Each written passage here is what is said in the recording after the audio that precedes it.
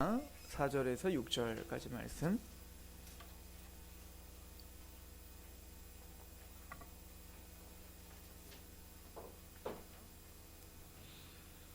함께 봉독하도록 하겠습니다.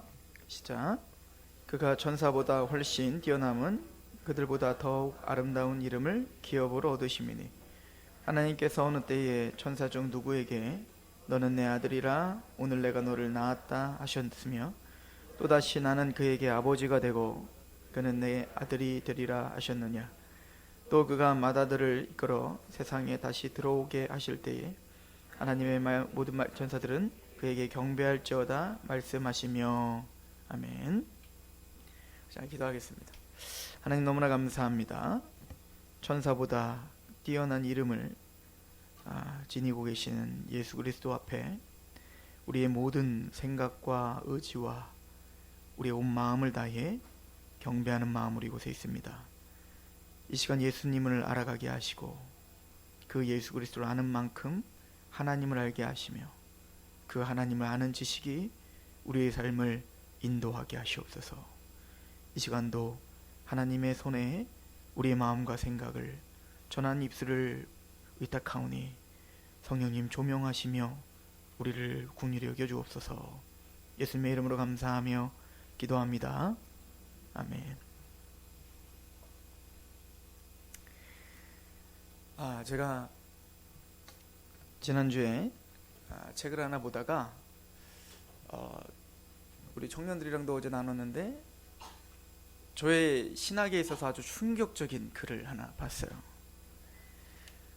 저는 그렇게까지 생각해 본 적이 없는 그 글을 제가 봤는데 존 프레임이라고 하는 유명한 신학자가 있습니다. 개혁주의 신학자인데 그 존 프레임이 조직신학을 정의한 이야기인데 저는 이제 조직신학을 정의할 때 우리 교회에서도 교리 공부를 많이 시키잖아요. 그죠?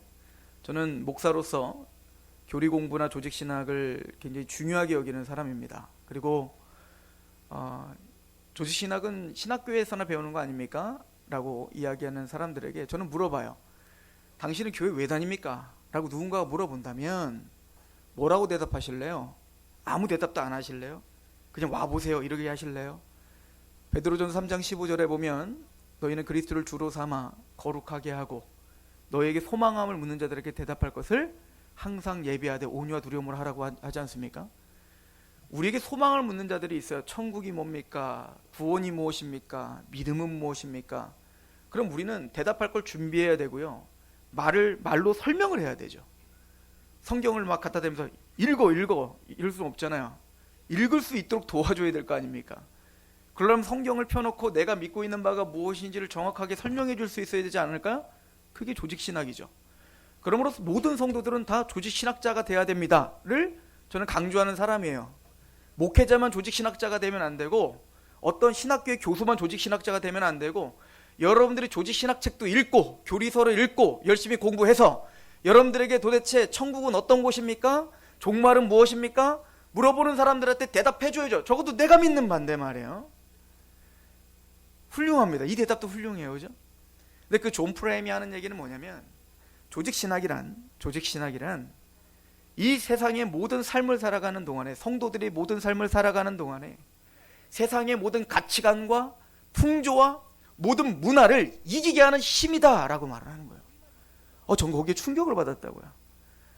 단순히 교리만 설명하는 게 아니라 교리란 하나님에 대한 지식이란 하나님의 그 말씀을 조직적으로 우리가 갖고 있는 우리의 가치관을 주장하고 있는 교리는 모든 삶을 살아가는 세상의 가치관과 흐름과 문화와 대항하여 싸울 수 있는 힘이 조직신학이다. 제가 그걸 보는데 잠시 책을 덮고 목회가 뭔지가 방향이 지어지는 거예요. 내가 왜 성경을 연구해야 되는지, 내가 왜 교리를 공부시켜야 되는지, 왜 목회자가 그렇게 하나님의 말씀을 교리를 철저하게 연구를 해서 왜 성도들이 우리가 알고 있는 믿음이, 우리가 알고 있는 하나님이, 예수님이, 성령님이, 교회가, 종말론이 그게 무엇인지를 정확하게 알아야 되는지를 이제는 더 크게 알게 된 거예요. 이게 얼마나 값진 일인지, 이게 얼마나 우리의 모든 걸 걸어야 될 일인지 알게 되는 거죠. 여러분들, 조직신학은 저 신학자들만 하는 게 아니라, 목회자들만 하는 게 아니라 우리 모두가 다 조직신학자가 돼야 되는 거야. 우리가 믿고 있는 바를 철저히 정리를 하고 거기에 확고하게 확신을 갖고 세상이 뭐라고 하든 누가 뭐라고 하든 흔들림 없이 하나님의 말씀 앞에 교리적으로 탄탄하게 서 있어야 되는 거예요. 여러분들, 우리 자녀들이 그런 사람이 돼야 되지 않겠어요? 그러기 위해서 우리가 먼저 그런 사람이 되지 않겠어요?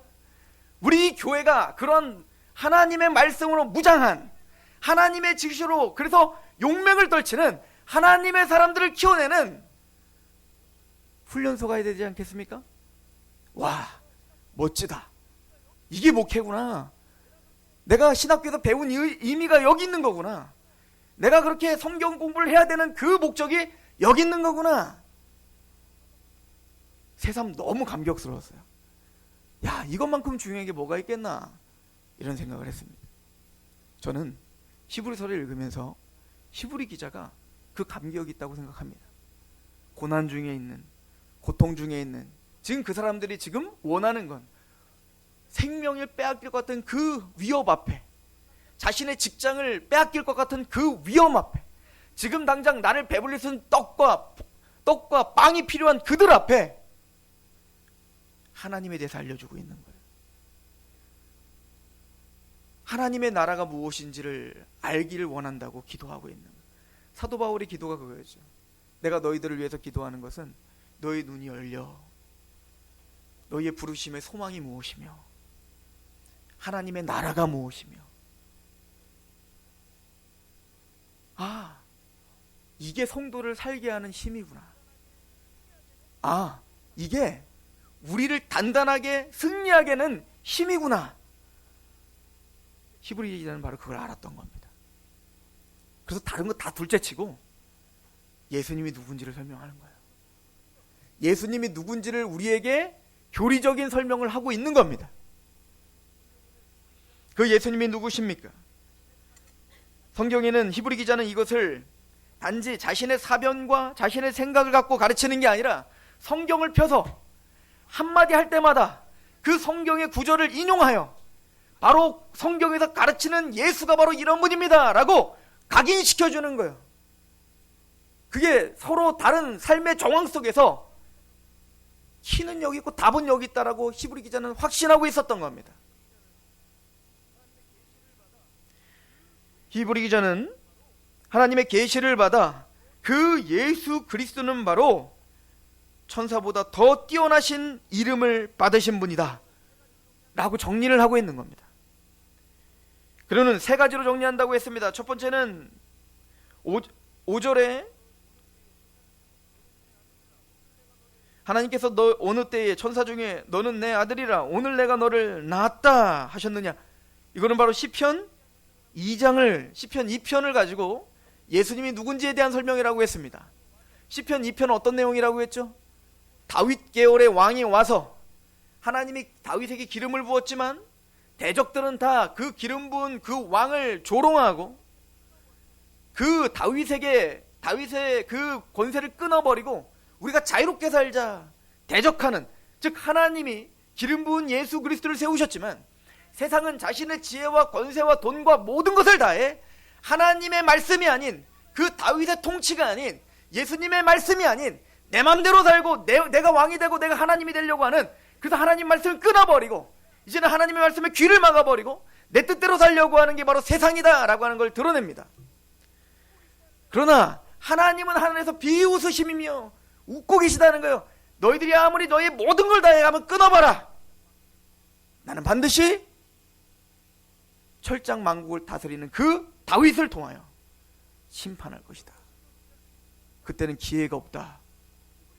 그러므로 이 시편 기자가 그런 고백을 한 것처럼 히브리 기자는 바로 이것이 바로 예수님에 대한 이야기다라고 우리에게 선포하고 있는 겁니다. 예수님은 바로 우리의 하나님의 아들로 인정하는, 하나님께 기름 부음 받은, 그래서 그 예수를 조롱하는 자들을 향하여 철장 만국을 다스릴 왕이요 재림주요 심판주이신 그 예수님, 그 이름 앞에 무릎 꿇지 않는 것이 얼마나 큰 보응을 받겠는가. 천사의 말도 다윗의 말도 모세의 말도 어겼을 때, 특별히 모세에게 통해 하나님이 주신 말씀을 어긴 이스라엘 백성들이 40년 광야에서 다 죽임을 당한 그것은 우리의 거울이 된다는 거예요. 하물며 천사보다 모세보다 뛰어나신 영존하신 하나님이신 예수의 말씀을 어기는 것이 얼마나 큰 보응을 받겠는가. 히브리서 3장은 예수를 깊게 생각하라 라고 이야기를 합니다. 예수님을 깊이 생각하라. 허투루 생각하지 말라는 거예요. 너희들의 생각대로, 너희들의 관념대로 예수님을 정의하지 마라. 하나님의 말씀에 집착하라. 그 말씀이 말하는 예수님의 권위가 무엇이며 이 세상이 얼마나 높은 힘이 있는, 그 사람들이 얼마나 허무하게 다 무너졌는지를 깊이 생각해봐라. 우리에게 주는 메시지입니다. 다시 말해, 쉽게 말해서 누구 줄에 설래? 이거예요. 이미 심판당하여 험하게 끝나버릴 세상의 줄에 설래? 아니면 영존하실 왕이신 철장만국을 다스리실 예수의 편에 설래? 히브리서는 깊게 생각하라 라고 우리에게 도전을 주고 있는 것입니다. 두 번째는 6절입니다. 5절, 하나님께서 어느 때 천사 중에 누구에게 너는 내 아들이라 오늘 내가 너를 낳았다 하셨느냐. 시편 2편을 가르쳐 이야기하고 두 번째, 히브리 기자는 두 번째 구절을 우리에게 제시합니다. 이것이 바로 나는 그에게 아버지가 되고 그는 내게 아들이 되리라, 이렇게 표현하죠. 여러분들이 모든 예배에 다 참석하는 게 좋습니다. 왜냐면 수요예배를 참석하신 분들은 이게 뭔 말인지 이제 이해가 돼요. 열왕기상에 보면 사무엘상하가 이미 수요예배 때 다 끝났고 이제 열왕기상하가 시작됐는데, 사무엘상은 다윗 왕조가 어떻게 세워지는지에 대한 이야기였습니다. 하나님은 다윗을 통하여 정복자의 그 모든 안팎의, 하나님 나라의 안팎의 모든 대적자들을 정복하는 철장만국을 다스리는 메시아를 우리에게 다윗을 통해서 보여주는 것입니다. 그게 열왕기 사무엘 하까지 이야기예요. 그것은 바로 예수님의 정복자 되심, 이게 우리 지난주에 설명한 겁니다. 그리고는 그 다윗은 정복한 이후에 하나님 뒤를 돌아보건대 내가 무엇이간데 이렇게 하나님의 은혜 가운데 이렇게 이스라엘 전체 통일 왕국이 되었나요? 왕국의 왕이 되었나요? 내가 무엇이간데 이 이방 나라들을 내가 다 정복하여 그들이 나의 발 아래 엎드려진 겁니까? 나는 하나의 목동에 불과했던 난데 하나님의 전적인 은혜가 이 일을 행했습니다. 나와 나의 집은 무엇입니까? 내가 하나님의 집을 저드리고 싶습니다. 즉 하나님의 처소를 저드리고 싶습니다. 그는 다윗의 진심이었습니다. 하나님의 집을 지어드리고 싶은, 하나님의 영광을 위해 자신의 인생을 마지막으로 불사르고 싶은. 하나님은 그러죠. 다윗아, 너는 피를 너무 많이 흘렸다. 너는 지을 수 없다라고 하는 거예요. 왜냐면 길게 보면 물론 그 죄 때문에도 하겠지만 하나님은 다윗을 통해서 하는 메시지가 이미 다 끝났거든요. 사명은 끝이에요. 모세는 가나안 땅을 바라보면서 그냥 그 느보산에서 가는 거예요. 하나님께 오라오면 가는 겁니다. 모세는 가나안 땅을 정복하는 사명이 없어요. 그 정복하는 사명은 여호수아를 통해 할 거예요. 그 여호수아를 통해 또 예수를 설명할 거고, 그 여호수아를 통해 또 하나님의 구속을 설명할 거예요. 모세는 모세가 가는 데까지만 가는 겁니다. 다윗도 마찬가지예요. 그 하나님의 집을 짓는 것은 너는 피를 많이 흘렸기 때문에 짓지 못한다. 이 얘기는 뭐냐면 너를 통해 보여주고자 하는 메시지는, 오고 오는 모든 교회에 보여주는 메시지는 예수님은 정복하는 자다. 피를 흘려 하나님의 평강과 하나님의 안식을 성취하는 자.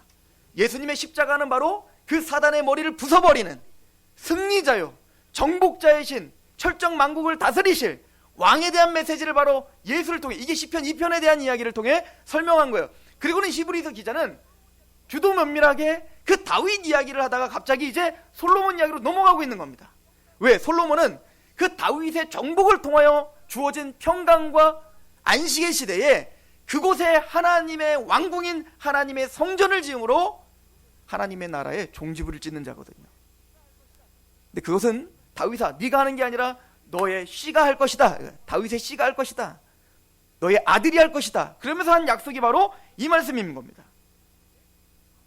나는 그에게 아버지가 되고 그는 내게 아들이 되리라. 이게 사무엘하 7장에 있는 얘기예요. 우리 한번 가볼까요? 사무엘 7장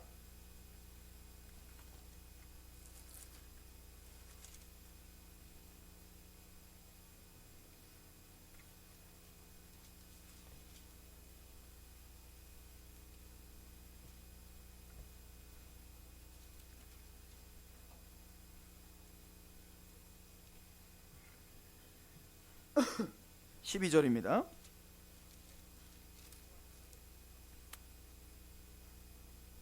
내 소환이 차서 내 조상들과 함께 누울 때에 내가 내 몸에서 날 씨를 내 뒤에 세워 그의 나라를 견고하게 하리라. 그는 내 이름을 위하여 집을 건축할 것이요 나는 그의 나라 왕위를 영원히 견고하게 하리라. 나는 그에게 아버지가 되고 그는 내게 아들이 되리니 그가 만일 죄를 범하면 내가 사람의 매와 인생의 채찍으로 징계를 하려니와 내가 내 앞에서 물러나게 한 사울에게서 내 은총을 빼앗은 것처럼 그에게서 빼앗지는 아니하리라. 내 집과 내 나라가 내 앞에서 영원히 보존되고 내 왕위가 영원히 견고하리라 하셨다 하라. 여기서 지금 솔로몬에 대한 예언이죠. 1차적으로는.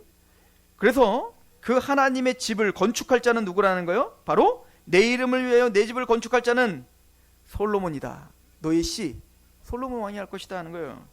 그리고는 그에게 그 하나님의 집을 건축하는 그에게 뭐라고 하는 거 14절에 나는 그에게 아버지가 되고 그는 내게 아들이 되리라. 그러니까 지금 시편 이 히브리 기자는 이 사무엘하 7장의 구절을 통해 다윗을 통해 철장 만국을 다스리는 자 십자가를 통하여 정복한 그 토대 위에 예수님은 솔로몬처럼 솔로몬은 하나님의 집을 졌지만 그 집 져놓고 얼마 있다가 금방 무너집니다.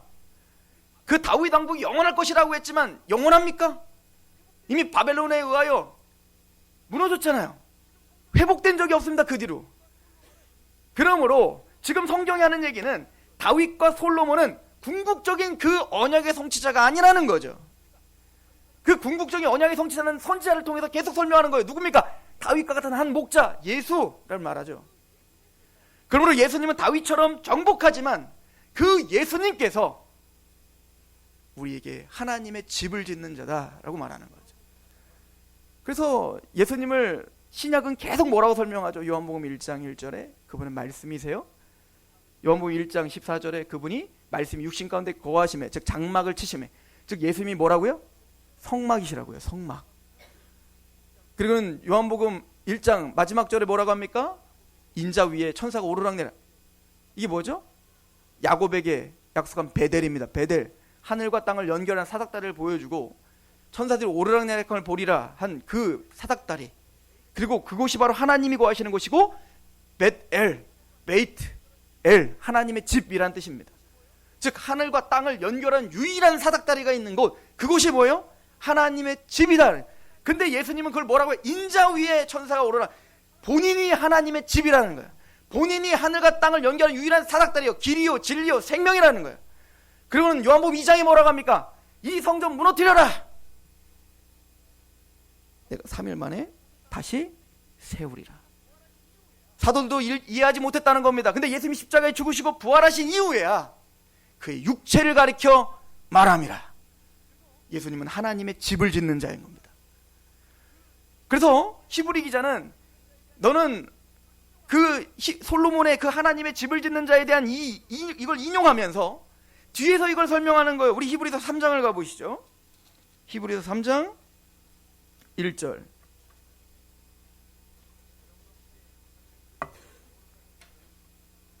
그러므로 함께 하늘의 부르심을 받은 거룩한 형제들아 우리가 믿는 도리의 사도이시며 대제사장이신 예수를 깊이 생각하라. 그분이 누구신가 잘 생각해봐라. 그는 자기를 세우신 이에게 신실하기를 모세가 하나님의 온 집에서 한 것과 같이 하셨으니 모세와 다른 점이 있어요. 뭐냐면 그는 모세보다 더욱 영광을 받을 만한 것이 마치 집 지은 자가 그 집보다 더욱 존귀함 같으니라. 집 지은 자가 그 집보다 더욱 존귀함 같으니라. 예수님을 뭐라고 표현하고 있냐면 집 짓는 자라고 표현하고 있는 거예요. 하나님의 집을 짓는 자. 그럼 그 하나님의 집은 무엇일까요? 하나님의 집은 히브리서에 뭐라고 말할까요? 4절 보십시오. 집마다 지은 이가 있으니 만물을 지신 이는 하나님이시라. 또한 모세는 장래에 말할 것을 증언하기 위하여 하나님의 온 집에서 종으로 신실하였고 그리스도는 하나님의 집을 맡은 아들로서 그와 같이 하셨으니 우리가 소망의 확신과 자랑을 끝까지 굳게 잡고 있으면 우리는 그의 집이라. 하나님의 집, 하나님의 성전. 누구라고요? 우리가 하나님의 성전이라는 거예요. 우리가 하나님의 집이라는 거예요. 우리를 하나님의 성전으로 지으시는 분이 누구라는 거예요? 예수신 거예요. 솔로몬은 으리으리한 그냥 팔레스틴 땅 그 모리아산에 그 성전을 지었지만 그 모리아산, 아브라함이 이삭을 바쳐 하나밖에 없는 독생하신 아들이 죽는 그곳에 하나님이 한 제물을 예비할 것이다. 여호와 이레. 그 여호와 이레의 진짜 궁극적인 성취는 하나님의 독생자이신 예수가 십자가의 죽으심으로 그곳에 진짜 하나님의 집이 되어지는 거예요. 그런 건물이 아니에요. 그런 이런 벽돌이 아닙니다. 그 하나님이 세우시는, 예수님이 세우시는 진정한 솔로몬이신 예수가 세우시는 그 집은 우리라는 겁니다. 우리가 하나님의 집인 거예요. 우리 안에 예수님 믿음으로 우리 안에 거하시어 우리 안에 하늘과 땅을 연결하는 사닥다리를 우리 안에 심으시는 겁니다. 하나님의 임재가 우리 안에 있습니다. 하나님의 영광이 우리 안에 가득합니다. 그러한 성전, 참 성전 말입니다.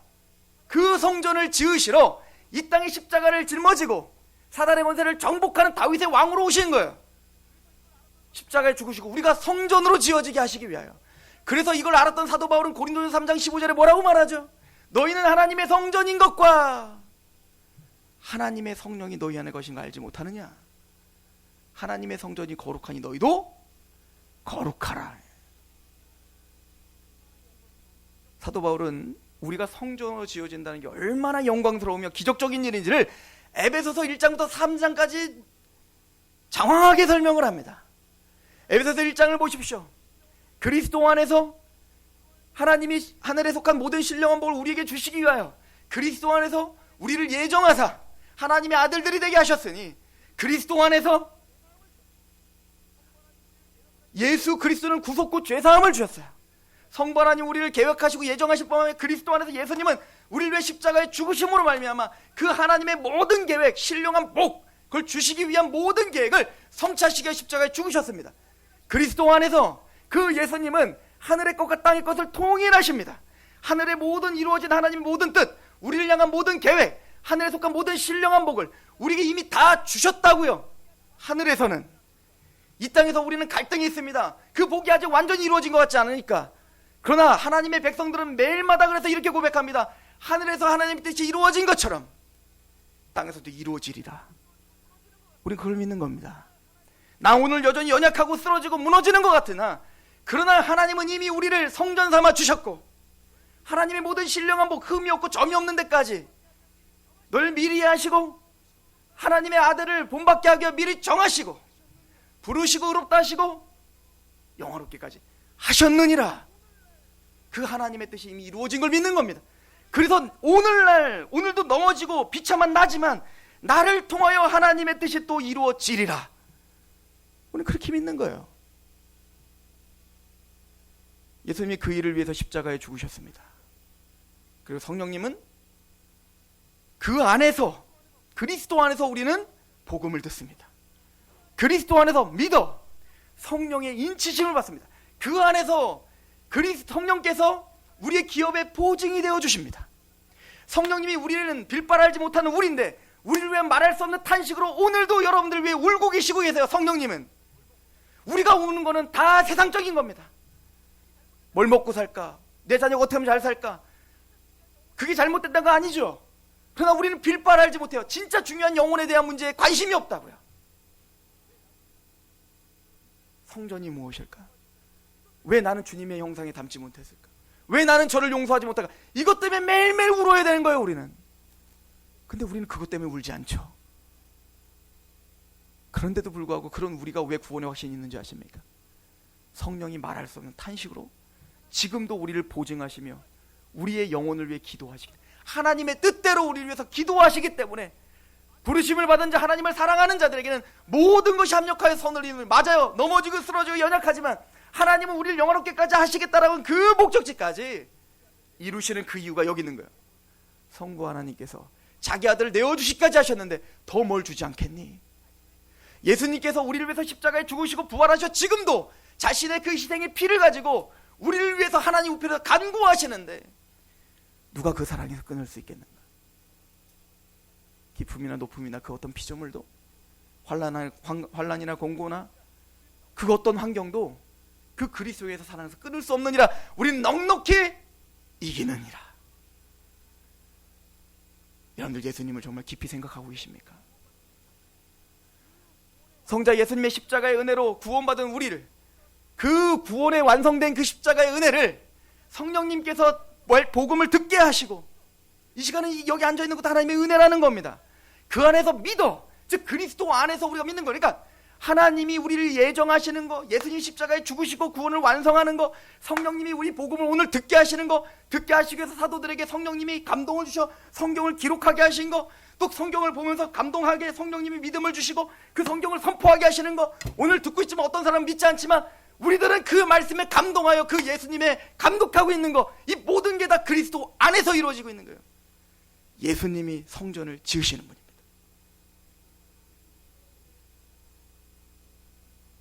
이게 얼마나 기적적인 일인지 에베소서는 말합니다. 얘들아, 너희들에게 일어난 일이 얼마나 큰 일인 줄 아는가? 나는 항상 너희들을 위해서 기도하노라. 여러분들 에베소서 1장 읽어보세요. 사도 바울의 난 너희들을 위해서 기도하노라. 너희 눈이 밝아져 하나님의 소망이 무엇인지 알게 하기 원하노라. 그 힘의 위력이 역사하여 믿은 너희라고 말합니다. 그리스도 안에서 믿어라고 말할 때 그 믿는다는 건 쉬운 일이 아니라는 거예요. 그의 힘의 위력이 역사하여 믿은 너희에게 눈이 밝아져 그 소망이 무엇인지 포기하기를 원한다. 그 힘의 위력이 뭔지를 에베소서는 1장은 계속 설명합니다. 예수님이 십자가에 죽으셨을 때 그 예수님에게 부활케 하시는 능력, 부활하시어 하나님께 승천하시는 능력, 승천하시어 모든 백성들을 무릎을 꿇게 하고 만왕의 왕이요 만주의 주가 되게 하시는 능력, 그 능력이 성령의 힘의 위력이에요. 그 위력이 우리에게 역사한 겁니다. 우리가 감히 이걸 어떻게 만들어내요? 구원을 어찌 내가 할 수 있다고 말합니까? 우리가 얼마나 똑똑하면 이걸 알 수 있습니까? 그 힘의 위력이 뭔지 아십니까? 성령님이 하신 게 창조하시는 능력 아니에요? 창세기 1장 2절에 말합니다. 성령이 수면에 운행하더라. 이 운행하다는 말은 너풀거리다라는 뜻이야. 너풀거리다. 독수리가 이사야서에 가면 독수리가 그 자식을, 이게 지금 예수님이 하나님께서 그 이스라엘 백성들에게 하는 얘기예요. 내가 너희를 광야를 지날 때 너희들이 뱀과 전갈의 해를 받지 않고 여러 대적들이 있지만 너희들이 끝내는 가나안 땅까지 온 게 누구의 은혜냐 이거예요. 독수리가 그 자기 새끼를 보호하기 위하여 그 위에 날개를 너풀거리면서 끊임없이 호위하며 그 새끼를 보호하고 있는 그 너풀거리다가 바로 수면에 운행하시다 할 때 쓰여지는 운행하시다요. 성령님은 바로 그런 부모의 마음으로, 그런 사랑의 마음으로 이 모든 만물을 너풀거리며 창조하신 능력이요. 이게 힘의 위력입니다. 이걸 우리가 어떻게 따라하냐고요. 우리가 여기 앉아있는 것이 어떤 기적인지를 알아라. 이게 사도 바울이 하는 얘기입니다. 예수를 깊이 생각해라. 에베소서는 그런 기적적으로 구원받은 하나님의 백성들을 향해 뭐라고 하는지 아십니까? 에베소서 2장 가보시죠. 제가 지금 설명한 건 1장이에요. 그렇게 구원에 대한 그 기적적인 하나님의 능력을 설명하고 2장은 이렇게 이야기합니다. 예수 그리스도의 십자가로 말미암아 막힌 담이 다 무너졌다는 거 아닙니까? 유대인이나 헬라인이나 이방인이나 다 같이 이제 하나님의 권속이 됐다는 얘기 아닙니까? 이거는 단순히 이방인과 유대인만이 아니에요. 여러분들 지금 팔레스타인 가보세요. 이스라엘 가보세요. 그 유대인들이 얼마나 독한지요. 얼마나 예수를 거부하며 사는지요. 그런데 그들과 예수를 믿는 이 복음 가운데 참여한 사람들은 담이 무너지고 하나가 돼요. 여러분들 우리가 여기 모이는데 적어도 우리는 한민족이야. 정서가 비슷하다고요. 가치관이 비슷하다고요.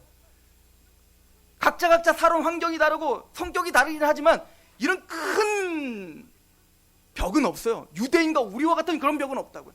그런데 그런 큰 벽도 무너뜨리고 한 권속이 되게 하고 한 가족이 되는 게 바로 성령의 위력인 거예요.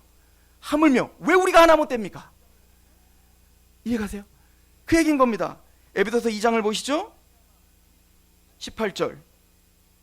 이는 그로 말미암아 우리 둘이 한 성령 안에서 아버지께 나아감을 얻게 하려 하심이라. 교회가 무엇이냐면, 어떻게 우리를 성전으로 지어가시냐면, 예수님께서 그렇게 성부와 성자와 성령 하나님으로, 성령님의 그 강력한 위력으로 개개인을 부르시는 겁니다.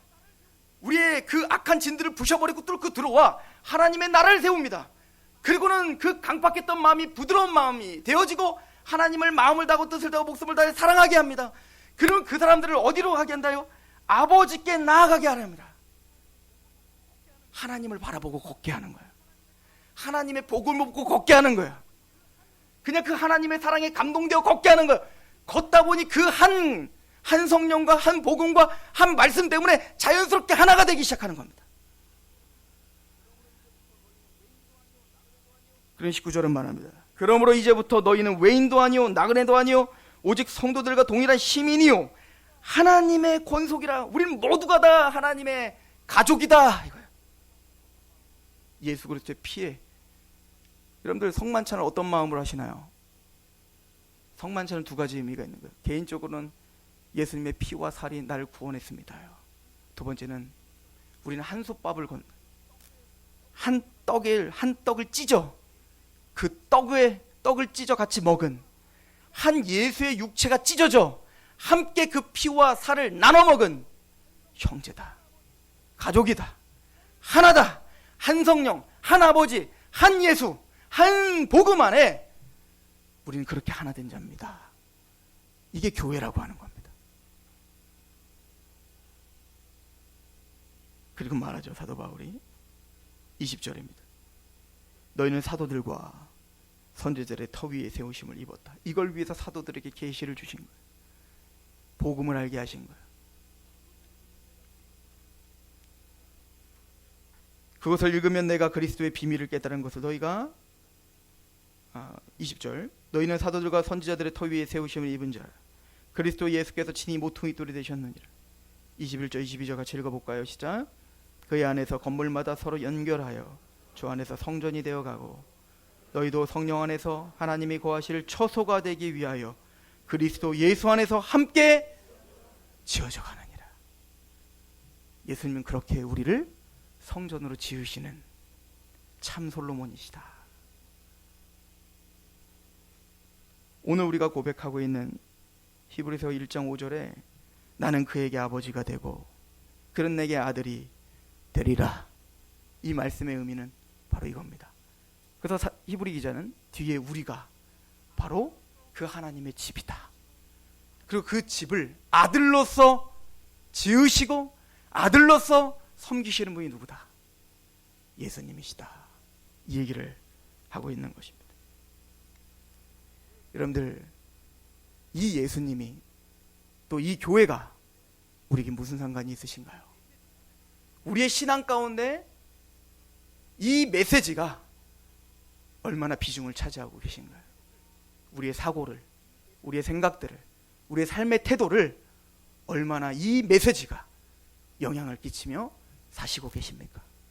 예수를 깊이 생각해야 됩니다. 기도하겠습니다.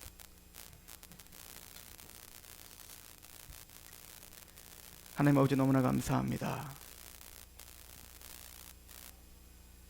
예수 그리스도의 십자가의 은혜로 사단의 권세가 정복당하고 우리 안에 하나님의 집을 지으시는 예수께서 그 큰 능력과 그 큰 은혜로 우리를 성전으로 지어 가십니다. 하나님, 그 십자가의 은혜, 내가 믿고 있는 그 하나님의 아는 지식이 오늘 우리의 모든 생각과 마음을 겸비하게 하며 그 말씀 앞에 순복되어지게 하시옵소서. 마음을 다하고 뜻을 다하고 목숨을 다하여 주 너희 하나님을 사랑하라 한 것처럼 우리는 겉의 할례를 받기보다 우리의 마음의 할례, 그 마음을 찢고 하나님께 심령이 가난한 마음으로, 애통하는 마음으로 한 주간 살게 하시옵소서. 예수님의 이름으로 감사하며 기도합니다. 아멘. 찬양하겠습니다.